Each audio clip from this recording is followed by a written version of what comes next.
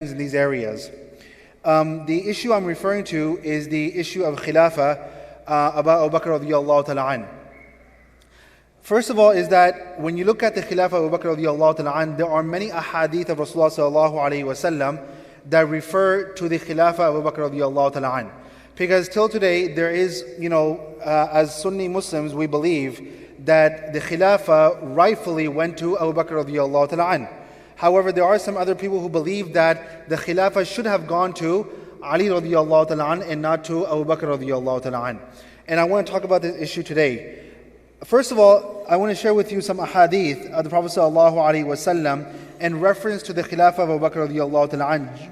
Jabir ibn Mut'im radiyallahu ta'ala an says that once a woman came to the Prophet sallallahu alaihi wasallam and he ordered her to come back some other time. And she asked the Prophet ﷺ that what if I come back later on, but you're not here, meaning that you have passed away? Then who should I come and who should I talk to? The Prophet ﷺ replied, فَإِن لَمْ تَجِدِينِي فَأَتِي أَبَا بَكْرٍ. If you come to me and you don't find me, then you go to Abu Bakr radiyallahu ta'ala. And this is a hadith that is mentioned in Bukhari, is mentioned in Sahih Muslim. And Imam Ibn Hajar Asqalani rahmatullahi alayhi, he has written a sharh. A sharh is an explanation on the book of Sahih al-Bukhari, and this is only found in the Arabic language. However, there are some other ulama and scholars. There is a scholar right now in Canada who is actually writing a full explanation on Sahih al-Bukhari. He was someone who studied in the same university or the same school where I studied at. But nonetheless, the best explanation that can be found on Sahih al-Bukhari is a book called Fath al-Bari. It's written by a muhaddith by the name of Ibn Hajar Asqalani rahmatullahi alayhi. He says that this hadith clearly refutes the claims of some people who believe that the Khilafah should have gone to Ali radiyallahu ta'ala an or Ibn Abbas radiyallahu ta'ala an. Now the question is that what exactly is Ibn Hajar referring to when he says that the Khilafah, that this actually refutes their claims? There's a hadith in Bukhari, in Sahih Bukhari, in Kitab al-Maghazi, in the chapter of expeditions, where one time, this was at the very end of the life of Rasulullah sallallahu alaihi wasallam, and this hadith, first of all, tells us that this was a discussion that took place between Ali radiyallahu ta'ala an and Abbas, Abbas. And not only was this a discussion, but many people believe that this was, that the topic of a Khilafah had consumed the mind of Ali radiyallahu ta'ala an. Whereas we don't believe that. We believe that this conversation that took place between Ali radiyallahu ta'ala an and Abbas was only a conversation. That's all it was. It was just a conversation. Because as human beings, you always are curious. Now, the Prophet sallallahu alaihi wasallam is about to pass away. And Abbas comes and says, Ali radiyallahu anhu first says, that I went inside the room to visit Rasulullah sallallahu alaihi wasallam. It was towards the end of his life. I came out and people were asking me that how was the state of Rasulullah sallallahu alaihi wasallam. He says that it seems like there is some optimism. Abbas comes and he says that I disagree. He says that the face of Rasulullah sallallahu alaihi wasallam, or the face of a sick person, there was a face I saw on Rasulullah sallallahu alaihi wasallam, and this is just basically, I'm giving you a brief idea of what he's saying. He says that I have known this face for a long time, and whenever I have seen this face on anyone's face who is sick, that person does not last for more than 3 days. So meaning that the Prophet sallallahu alaihi wasallam is not going to last for more than 3 days from here on out. So Ali radiyallahu ta'ala says, and Abbas says too, that why don't we go and ask the Prophet ﷺ that after you pass away, who should become the Khalifa? Okay? So this is actually, once again, a hadith in Bukhari. We found this hadith in Bukhari. It's a Sahih hadith. And at that time, Ali radiallahu ta'ala anhu, he refused. He says that if we go to the Prophet ﷺ and we ask him about the subject of Khilafah and who should become the Khalifa, and if the Prophet ﷺ says no, then that means that there will be never a situation where I could possibly, or I could be elected ever as a Khalifa in the future. So there's something that we learn from this. Number one is that, did it cross the mind of Ali radiallahu ta'ala an that he could possibly become the Khalifa? Absolutely. Was there anything wrong with this? Absolutely not. Because as a person, many times, the Sahaba radiallahu ta'ala anhum, they would think that at times that I feel like, not out of arrogance and not because they want the position, but they feel like that they may be deserving of that position, or they may be able to execute that responsibility or that position. So Ali radiallahu ta'ala, he had that feeling. Now, did it consume him? Was this the thought on his mind all the time? It was not. Some people believe that yes, this was the only thought on the mind of Ali radiallahu ta'ala, but it was not. So this is one hadith of Rasulullah sallallahu alaihi wasallam. I want to share with you something else that took place, and this is, there are two different opinions that we find. First of all is that we all know, according to history, that Abu Bakr radiallahu anhu became the Khalifa. But at the same time, there are two different hadith I want to share with you, and both of them are sahih. Both of them are sahih. One opinion says that Ali radiallahu anhu did not give bay'ah, did not give allegiance to Abu Bakr radiallahu anhu for 6 months. Okay, this is one opinion that we find. The second opinion that we find, also from an authentic source, that Ali radiallahu anhu did give bay'ah to Abu Bakr radiallahu anhu on the day Rasulullah sallallahu alaihi wasallam passed away. However, later on, since there were some issues that had escalated and there were a lot of rumors that were spreading in Medina, Abu Bakr radiallahu anhu, he asked Ali radiallahu anhu one more time to give bay'ah to him in front of everyone, and publicly he gave it. Now we believe, and I will share with you the hadith of Rasulullah sallallahu alaihi wasallam, the hadith where the Prophet, where is mentioned that Ali radiallahu anhu gave bay'ah to Abu Bakr radiallahu anhu, we believe that he gave that willingly. He gave that willingly, and this is something that is across the board, and we all believe that. There was no force upon Ali radiallahu anhu to give bay'ah to Abu Bakr radiallahu anhu. However, there are some other groups who believe that Abu Bakr radiallahu anhu, he threatened and he forced Ali radiallahu anhu to give bay'ah to him, whereas that was not the situation. The two authentic hadith that I'm going to share with you, there is no mention of force in them. Once again, there is no mention of force in them. One of those hadith is a hadith that is narrated. So one of the hadith is narrated by Ibn Kathir, is mentioned in Al-Bidayah wa Nihaya by Ibn Kathir rahmatullahi alayh. And this is the opinion where it says that there were 2 times that the bay'ah took place. This is a hadith that is not found in Bukhari, is not found in Muslim, is found in another authentic source of a hadith, is called Al-Mustadrak. And if you've heard me probably say this before, there is a book called Al-Mustadrak ala Sahihain. This is a book that was a book of a hadith, it's a collection of hadith, where a person by the name of Al-Hakim, he made this collection, and he passed away way after Imam Muslim rahmatullahi alayh. But what he did was that he came across many other hadith that would fit the criteria of Bukhari and Muslim, but they're not found in Bukhari and Muslim. So he collected all these ahadith and he put it into a collection called Al-Mustadrak. Okay, it's called Al-Mustadrak ala Sahihain. In this book, and there's one thing else I want to share with you. I want to say one thing. We have to understand, and there's a lot of people who believe this, and there are people who spread these things, that the only thing that you look at when it comes to hadith is Bukhari and Muslim. There's only Bukhari and Muslim. That is absolutely wrong. Because there's so many other books of hadith, and you cannot only look at Bukhari and Muslim.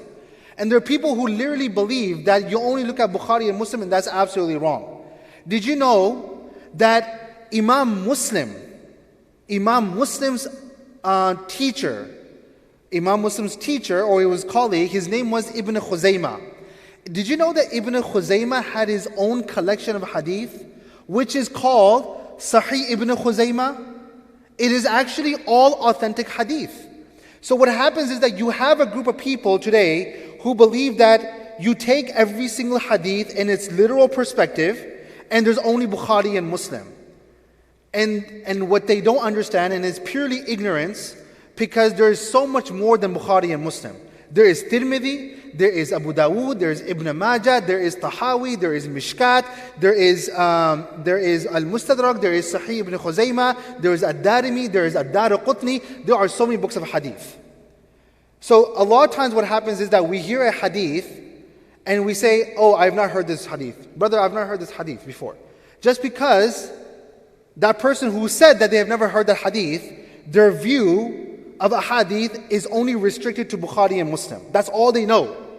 So when you have this limited vision and you don't have an expanded vision like a muhaddithin had, that is why you have a very narrow idea of what Islam is all about. So the reason I mention this is because this hadith I'm about to share with you comes from Al-Mustadrak. Now, in this hadith it says that on the day Rasulullah passed away, the day Abu Bakr radiallahu ta'ala an went along with Umar radiallahu ta'ala an, and he was selected as a Khalifa by ijma', by unanimous consensus. He was agreed that it was agreed by the Ansar and the Muhajirin that Abu Bakr will become the Khalifa. Abu Bakr went inside the masjid to address the public for the very first time. At that time, he's sitting over there, and he looks and he does not find Ali radiallahu ta'ala an. So he says that I want you to go and call Ali radiallahu ta'ala an. Ali radiallahu ta'ala an comes, and then he says to Ali radiallahu ta'ala an that, oh family member of Rasulullah sallallahu alaihi wasallam, in this most critical time, is there something wrong? Is there something wrong? And he says, no, there's absolutely nothing wrong. And he says that. And then he says, will you do you agree? Are you okay with this decision? And he says that I give you my bay'ah. Okay, Ali radiallahu anhu said, I give you my bay'ah and I give you my allegiance, that you are the Khalifa. Okay? Now one thing I want to mention over here. In this, what happens is that there is, later on, it said that again there was a bay'ah that took place. But in this is a hadith that is found in Mustadrak, and this hadith was found not in the collection of Imam Muslim. This was actually found in the collection of Sahih Ibn Khuzaymah. Now remember, Muslim and Ibn Khuzaymah, they were contemporaries. They used to work with each other and they used to share a hadith with one another. When Imam Muslim found out about this hadith, he went to Ibn Khuzaymah. And he says that, does this hadith exist within your collection of hadith? And he says, absolutely. So Imam Muslim, what he did was that he saw this hadith, he took the hadith, he read it, he read the isnad, and he says that this is a sahih hadith. This is a sahih hadith. And Ibn Khuzaymah, he agreed. And then Imam Muslim said that this is equivalent to a camel. Like meaning that this hadith is so great that it is equivalent to a camel. Ibn Khuzaymah said that this is more valuable than a camel. This is equivalent to a treasure. Okay, this is equivalent to a treasure. Because there were a lot of people who believed that there was no bay'ah that took place for 6 months, but this hadith says that the bay'ah took place on the very first day of the Khilafah of Abu Bakr radiallahu ta'ala. You understand? Okay. Now there's another hadith in Muslim. Now there's a hadith in Muslim, and this is a long hadith, so do bear with me. I'm going to go through this hadith. I'm not going to go through the Arabic because this will take more time. But quickly, I just want to go through this hadith. The Messenger of Allah sallallahu alaihi wasallam said, "We, the prophets, do not leave any heirs. We leave behind to be given in charity." So meaning that whatever we have, we don't leave in inheritance. We give it for charity. The household of the Messenger of Allah sallallahu alaihi wasallam will live on the income from these prophets, but by Allah, I will not change the charity of the Messenger of Allah sallallahu alaihi wasallam from the condition in which it was in his own time. I will do the same with it as the Messenger of Allah sallallahu alaihi wasallam himself would do. So what happened was that so here's what's happening. The Prophet ﷺ made a statement, and Abu Bakr radiallahu ta'ala anh, he's just following that statement. Now when Abu Bakr radiallahu ta'ala went to go follow that statement in that that hadith of Rasulullah sallallahu alaihi wasallam, Fatima radiallahu ta'ala anha, it was according to her opinion that there was something that should have been given to her. And Abu Bakr said that based on this hadith, I cannot give you that, but I will give you something from my own.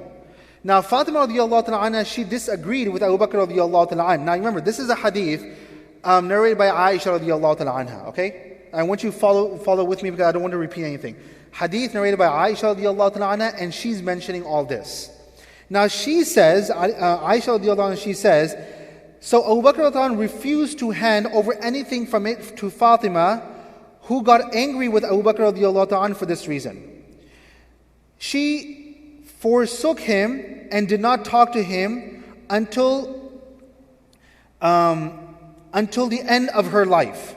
Okay? So here Aisha radiallahu anha is saying that because of this disagreement, and because Fatima did not like what Abu Bakr radiallahu anhu had decided in this situation, she did not talk to Abu Bakr radiallahu anhu, and she passed away in this state. Now this is what she says. Now this is what Aisha radiallahu anha, she's saying.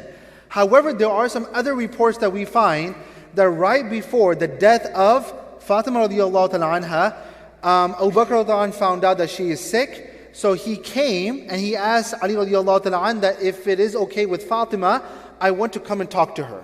I want to come and talk to her. Now just because this hadith mentions this, now this is once again the knowledge of Aisha radiallahu anha. This is what she's saying. But there are some other reports that we find that Abu Bakr radiallahu anhu came to Fatima and they were able to reconcile their matters. Okay, they were able to reconcile their matters, and Fatima radiallahu anha left from this world without anything in her heart for Abu Bakr radiallahu anhu. Okay, so far this is what it is. She lived for 6 months after the death of Rasulullah sallallahu alaihi wasallam. When she died, her husband Ali radiallahu anhu buried her at night, and he did not even inform Abu Bakr radiallahu anhu about her death, and offered the funeral prayer over her himself.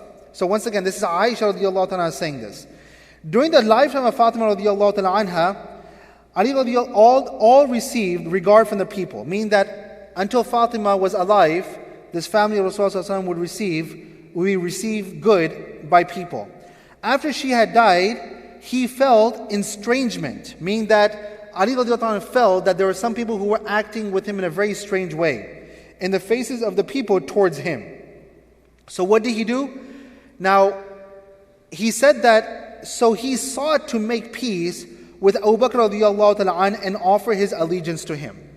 Now this hadith, once again, this is in Sahih Muslim. So this is an authentic hadith. But there is no mention of being forced here. So what did he do? He had not owed allegiance to him as a khilafah for these months. Now, Fatima died when? 6 months after the death of Rasulullah sallallahu alaihi wasallam.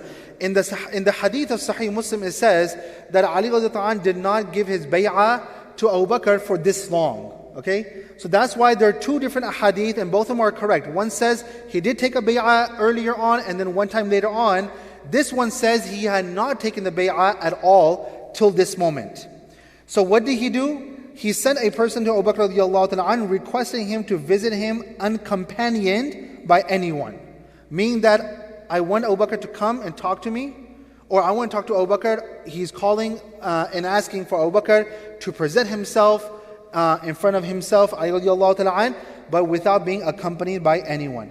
Umar said to Abu Bakr radiallahu anhu that by Allah you will not visit him alone. Abu Bakr radiallahu anhu said that what do I have to lose? It's not a big deal. Let me just go and visit. Because once again, Abu Bakr radiallahu anhu was not the man who wanted to. He didn't want this matter to be prolonged, because already some people are talking about this in Medina. So he wants to go and finalize this once and for all. So he says that by Allah I will visit them, and he did pay a visit all alone. He got over there. They both, and once again, both had mutual respect for one another. It was not that Ali radiallahu anhu was against Abu Bakr radiallahu anhu, as some people believe. It was not that he had hatred in his heart for Abu Bakr radiallahu anhu. They were human beings at the end of the day. They all had their own opinions. We hear and we read in the seerah of Rasulullah sallallahu alaihi wasallam that there were so many times that Abu Bakr radiallahu anhu and Umar radiallahu anhu, they would disagree, and they would disagree openly in front of Rasulullah sallallahu alaihi wasallam. There's a story that I wanted to share with you today. If we get to it, we'll get to it. But it was about also that Abu Bakr radiallahu anhu, during his time, whenever he would distribute money within the people, he gave everyone an equal amount. Men, equal amount. Women, equal amount. Slaves and free people, equal amount. And Umar radiallahu anhu came to Abu Bakr radiallahu anhu and says that, I disagree with how you're distributing this wealth. You should give more to the people who came into Islam earlier. you should give more to the muhajireen. You should give more to the muhajireen, and you should give more to those people who accepted Islam earlier. And Abu Bakr radhiyallahu anhu, he disagreed with him. And later on, when Umar radhiyallahu anhu became the Khalifa, he changed that ruling. Now once again, both of them had their own opinion based on the teaching of the Quran and the Sunnah of Rasulullah sallallahu alaihi wasallam. It becomes more of an ijtihadi matter. Just like within our ulama today, they both have two different opinions. Both of them are from the Quran and the Sunnah of Rasulullah sallallahu alaihi wasallam. So once again, these Sahaba radhiyallahu anhum, they never took anything to heart. They would talk about their matters. And one thing here that we learn from Ali radhiyallahu anhu, he has an opinion. He has an opinion. He has something in his heart. Now he could have sat there and be passive about it and harbor these feelings in his heart. But what we learn from this is the importance of communicating your feelings to one another. Look at Ali radhiyallahu anhu. He's communicating how he's feeling in his heart to Abu Bakr radhiyallahu anhu. And Abu Bakr radhiyallahu anhu is not being offended. And Ali radhiyallahu anhu does not feel intimidated that he has to express his feelings. Now imagine if there is two people, one is in a position of leadership and the other one is not in the position of leadership. The one who's not in the position of leadership feels intimidated that if I express what I feel, then something could possibly happen to me. And the person who's in the position of leadership, he might feel disrespected that how dare can this person say something which in his heart, which I may not like. Neither was Abu Bakr like that, neither was Ali radhiyallahu anhu like that. This is why these people were so amazing people. Now, Ali radhiyallahu anhu says that they all recite the tashahhud, they send their blessings upon Rasulullah sallallahu alaihi wasallam, so that this can be a very civil discussion. He then says, Ali radhiyallahu anhu says, we recognize, he's talking to Abu Bakr radhiyallahu anhu, we recognize your moral excellence and what Allah has bestowed upon you. We do not envy the favor, in other words, the khilafah, which Allah has conferred upon you. See, it was not like which the people gave you. Because if Ali radhiyallahu anhu were to say that the people gave it to you, that means that he disagrees with this completely. Okay, he disagrees with this completely. But he says that Allah gave this to you, which Allah conferred upon you. This is in the hadith. This is in the hadith. But you have done it alone without consulting us, with consulting Banu Hashim. And we thought that we had a right to be consulted on account of our relationship with Rasulullah sallallahu alaihi wasallam. Now, Ali radhiyallahu anhu continues, and he says that he continued to talk to such a point that Abu Bakr radhiyallahu anhu, his eyes were filled with tears.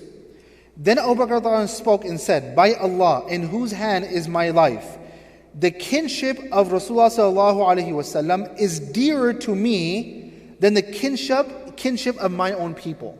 Meaning that if I were to treat anyone better than my own tribal members or my own tribal people, I would treat the family of Rasulullah sallallahu alaihi wasallam better. I would treat the family of the Prophet sallallahu alaihi wasallam better. As regards the dispute that has arisen between you and me about these matters, I have not deviated from the right course, and I have not given up doing about them what the Messenger of Allah sallallahu alaihi wasallam used to do. So Ali radhiyallahu anhu said to Abu Bakr, this afternoon, mean that this fixed day, this afternoon is the swearing allegiance upon you. So meaning that Abu Bakr radhiyallahu anhu, after Ali radhiyallahu anhu has spoken, Abu Bakr he said what he had to say, and now Ali radhiyallahu anhu, he is not being forced. He's saying now that now comes the time that I need to give you my bay'ah. Okay? I need to give you my bay'ah. He then says, so when Abu Bakr had finished Dhuhr prayer, he ascended the pulpit and recited the tashahhud. He described the status of Ali radiallahu ta'ala, his delay in swearing allegiance, and the excuse which lied had offered to him for the delay. Meaning that Abu Bakr radhiyallahu anhu came in from the public and said that, look, there's a lot of talk in the community, and I and Ali radhiyallahu anhu have come together. We have resolved our matter, and alhamdulillah, we love each other, and Ali radhiyallahu anhu is here to give his bay'ah. After this, he asked for God's forgiveness. Then Ali radhiyallahu anhu, he recited the tashahhud, exalted the merits of Abu Bakr radhiyallahu anhu, and said that his actions was not prompted by any jealousy of Abu Bakr radiallahu anhu. See, look, this is very important.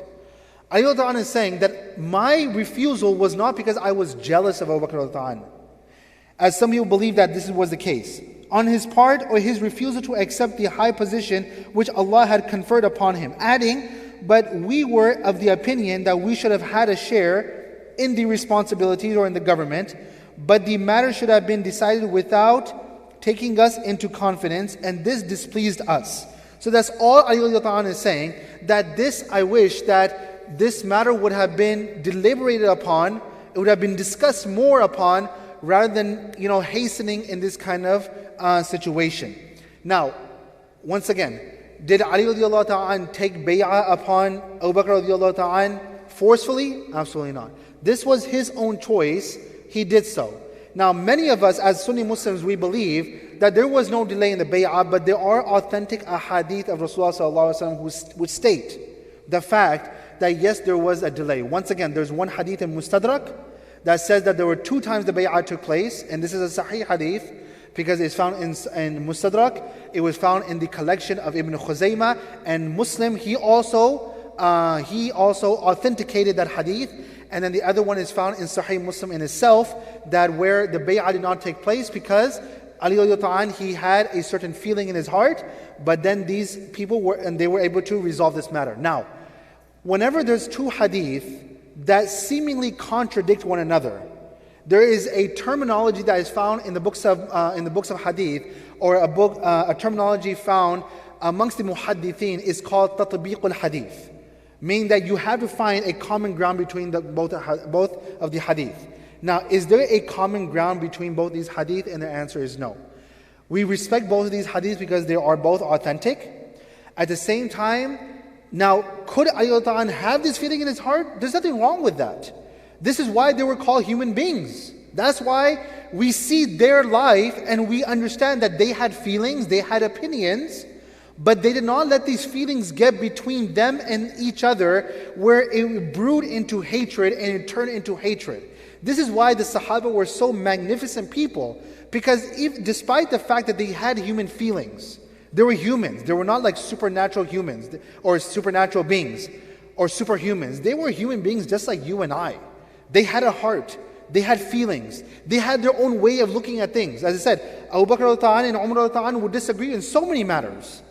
But did that stop them from respecting one another? No. They respected one another. They loved one another. And not only that, but even during the time of Abu Bakr radiallahu ta'ala, he would delegate so many responsibilities. He gave Ali radiallahu ta'ala so many responsibilities. He gave Umar so many responsibilities. And one thing about delegation, one thing that Muslims are really bad at is delegation. We as Muslims, we're really bad in delegating others. And you know what, I'll tell you one thing about Abu Bakr radiallahu ta'ala. This is why Abu Bakr radiallahu ta'ala, his life is amazing when you want to study the qualities and the characteristics of leadership.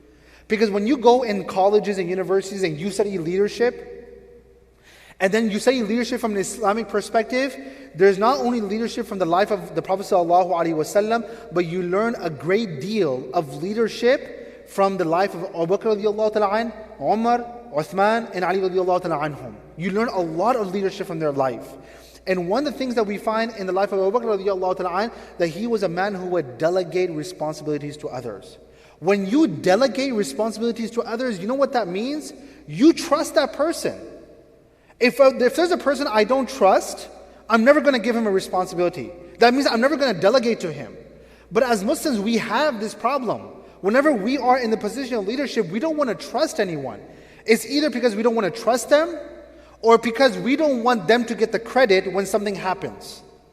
That's what happens. So we learn not to delegate. We learn not to delegate. And I'll tell you, as long as we are in this habit of not delegating, I'm telling you, it's the progress of Islam or the progression of Islam will stop.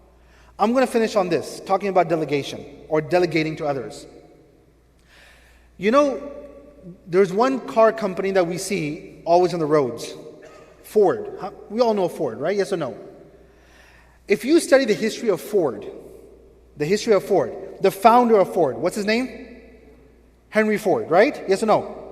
Henry Ford, during his time, What was his name? Was his name Henry Ford? Henry Ford, during his time, he was known to be a person who never delegated. He never delegated. And his company was on the verge of bankruptcy. His grandson then took over that company and he turned it into a multi-billion-dollar business. What did he do which was very different than his father? He delegated responsibilities. His grandfather never gave responsibilities to anyone else because he never trusted people. As soon as he came in power and he became the one responsible for Ford and Ford Motor Company, the first thing he began to do right away from day one, he began to give out and he began to dish out and he began to give responsibilities and delegated responsibilities to others. When he began to put his trust in others, am I saying that people are perfect? I'm not saying people are perfect. People will make mistakes. But this is how you teach people. This is how you teach people. And so he delegated responsibilities, and that's why his company which was on the verge of bankruptcy, it only shot up then after that. It only got better, and matters got better and better for that company. One thing that we learn in our community, when we delegate responsibilities to others, this might be a new brother who moved to our community, or someone who has never done this responsibility. And we give them a responsibility and say, you know what, you have to do this. Or how many times we give responsibilities to the youth and they don't do a good job. They may not do a good job. But does that mean that we just now cut them off and we don't delegate to them anymore? Absolutely not. You have to put your trust in them. You have to put your trust in one another, delegate. If they mess up, you teach them, you guide them. If they mess up again, you guide them. If they mess up again for the third time, you continuously guide them. But to cut them off and not delegate to them anymore, this is not in the Sunnah or in the Seerah of Rasulullah sallallahu alaihi wasallam. There were people in the time of the Prophet sallallahu alaihi wasallam, he knew this person is good for this. There was a person who came, I want to become the leader. He said this to the Prophet sallallahu alaihi wasallam, make me responsible. The Prophet sallallahu alaihi wasallam said, no, you're not fit for that. You're not fit for that responsibility. He never gave him that responsibility. But the Prophet sallallahu alaihi wasallam knew everyone's strengths and weaknesses. And based on that, he would delegate. Never did the Prophet ﷺ say, I'm going to do everything. Had the Prophet ﷺ done everything himself, I don't think Islam would have reached today where we are. But the Prophet ﷺ had a nature of delegating, and he delegated. And this is something that we learned from Abu Bakr radiallahu ta'ala anhu. There's a lot more that I want to cover today, but I'll go ahead and stop right here. Inshallah, next week we'll be talking about some of the fitnas that occurred during the time of Abu Bakr radiallahu ta'ala anhu. I pray to Allah subhanahu wa ta'ala, He gives us the ability to understand, He gives us the ability to follow the life of Abu Bakr radiallahu ta'ala anhu and the other Khulafa ar-Rashidin and the Sahaba radiallahu ta'ala anhu. Jazakumullah khair. Subhanallah bihamdik. Subhanakallahumma bihamdik. Nashhadu an la ilaha illa anta. Nastaghfiruka wa natubu ilayk. Jazakumullah khair. Assalamu alaikum wa rahmatullahi wa barakatuh.